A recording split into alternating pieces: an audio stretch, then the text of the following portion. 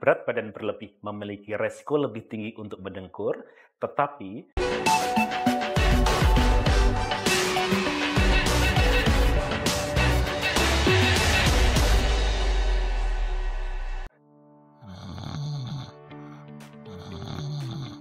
Mitos versus fakta, memberi kebenaran yang nyata.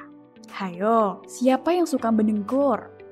Suara mendengkur sendiri terjadi karena adanya turbulensi saluran udara di sepanjang saluran napas atas. Turbulensi akan menyebabkan getaran di jaringan lunak sepanjang saluran nafas atas, khususnya area hidung dan tenggorokan. Tapi, apakah mendengkur merupakan gejala penyakit tertentu?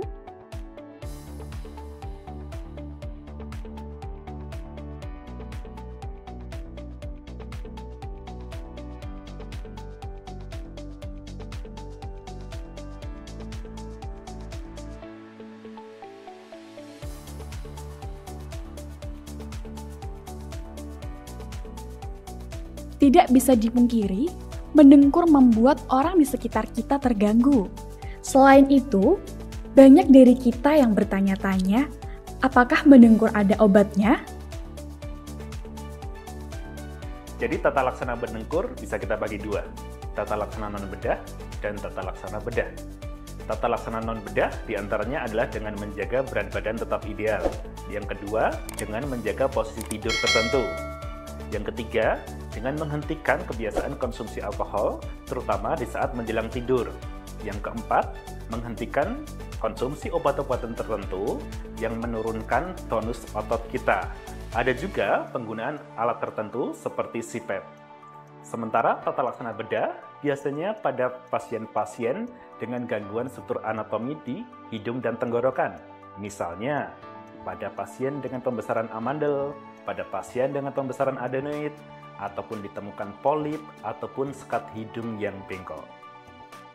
Wah, ternyata ada cara juga agar kita bisa meminimalisir supaya nggak mendengkur atau ngorok.